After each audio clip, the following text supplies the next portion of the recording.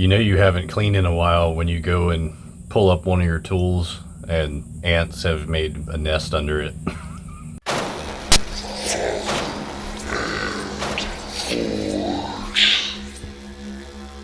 Alrighty guys, I'm Hunter Wilkins and this is Father and Forge. Thank you for joining me again today. I got just a quick video for you. I wanted to show you a couple of things that I noticed yesterday, and I thought it would be good tips for newer folks that are on the grinders. So this video is going to be on some grinding. If you've watched my other stuff, or if you heard me talk about it, you know that I am not great on the grinder. I would say that that's probably one of my weakest skills, possibly. But basically, I'm trying to continue to practice and get better at that. Initially, I was using a 1x30, just a cheap Powertech 1x30. I'll show you that in a minute because I'm actually going to use it again, and I'll show you why in a moment. I had the good fortune of another bladesmith, JH Forge Works, ended up giving me a bigger grinder, a 2x42. So it's one of those more stand-up ones. It's very similar to my 1x30 in design, but just bigger and beefier. And that 2-inch belt makes a big difference. I've already been grinding stuff, so I ground this yesterday, got that nice and did the heat treat and everything. But that was a million times easier doing it on that grinder than it was on my 1x30, I'll tell you. So I appreciate that one, JH Forge Works. Make sure you give him a follow on Instagram. He deserves it. He makes some badass kitchen knives, so check him out. All right, so real quick, this is the grinder I was talking about that he gave me. So this is a 2-inch by 42-inch grinder. It works really well. It's let me flip it on.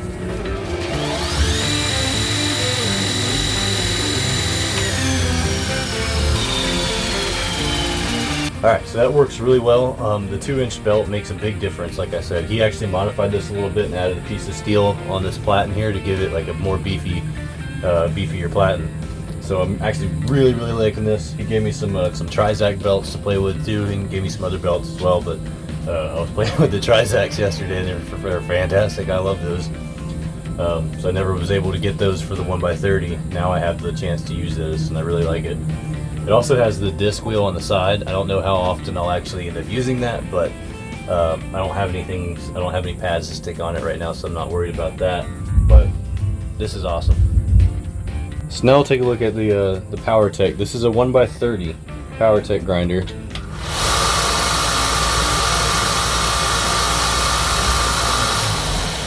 It works fine. It does have a work rest, but I took it off because I'm actually going to be using it for slack belt stuff.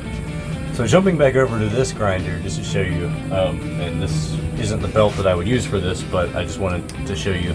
So this knife that I've been working on, it's got some curvature in here. Now when I started, this was a big block. So what I ended up doing after I marked everything out where I wanted to make my curvature, I put this on the edge of the platen, basically, and I just kind of cut in my curves, just gently like that at an angle. That works really well. I've seen people use contact wheels that are on the small tiny little contact wheels and shit, and that works great. Sometimes I'll actually use, I have one more grinder. Let me show you that real quick.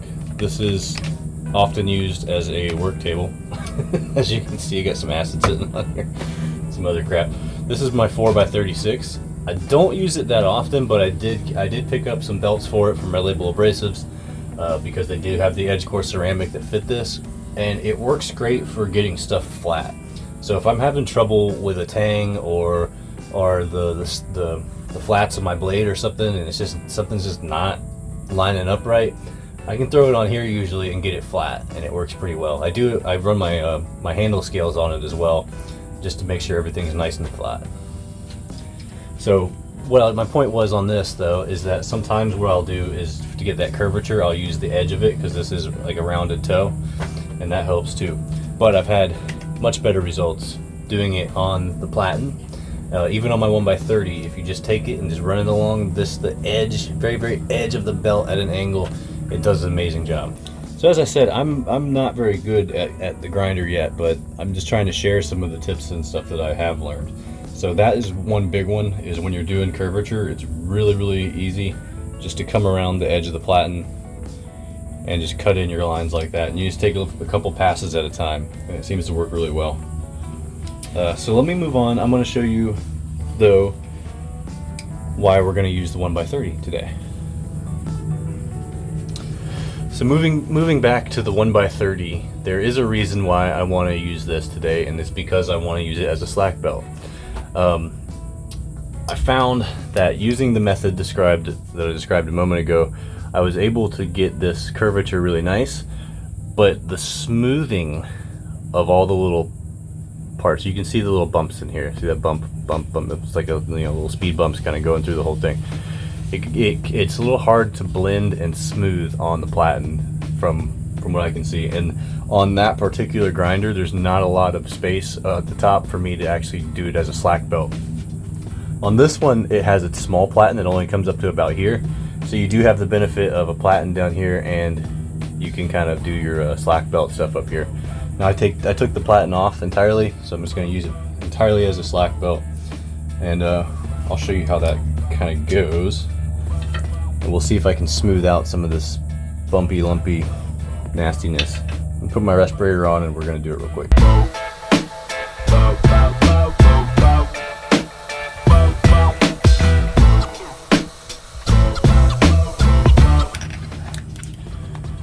I don't know if you can see that, but it's a lot smoother. There's still a little bit of bumpiness in here.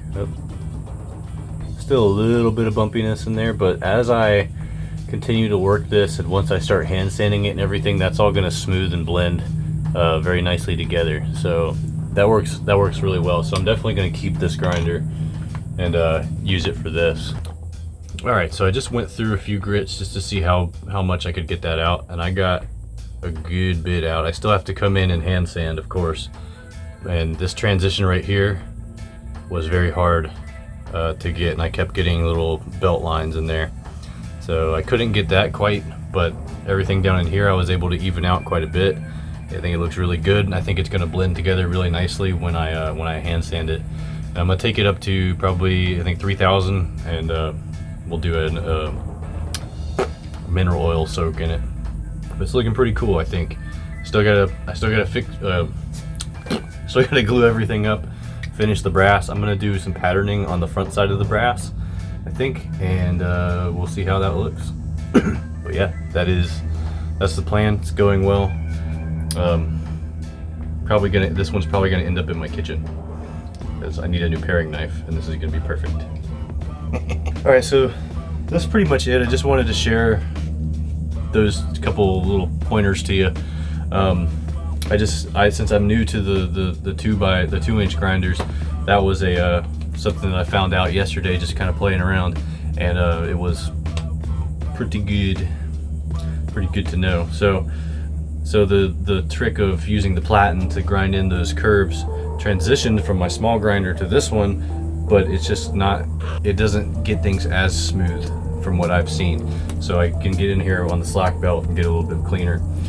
Now, of course, if you've got some money, or you got somebody that's got one that you can use, or somebody's giving one away or something, if you get the opportunity to get a 2x72, I would jump on that in a heartbeat. The only reason I don't have one is because they're pretty expensive, brand new. I have found some people that build them for relatively cheap. One guy's in Australia though, so shipping was kind of, it's going to kind of get closer to the cost of a newer one, like an Ameribraid or a Broadbeck. But they're really great machines to have, very versatile. You can get different attachments for them. So that's kind of like the holy grail of grinders for me. If I can get a 2x72, I'll be set. But definitely glad to have this 2x42. It's fantastic. It works really, really well.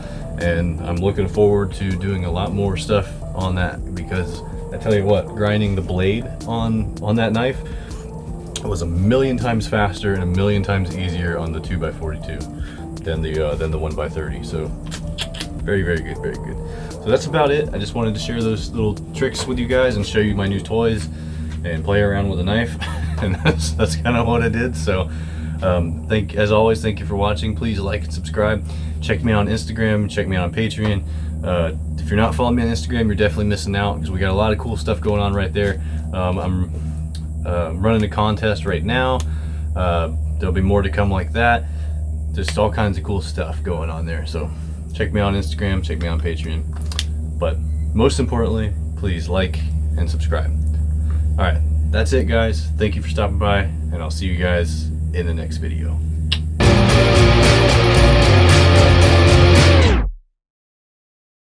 Alrighty, guys, this is I'm Hunter Wilkins. God damn it.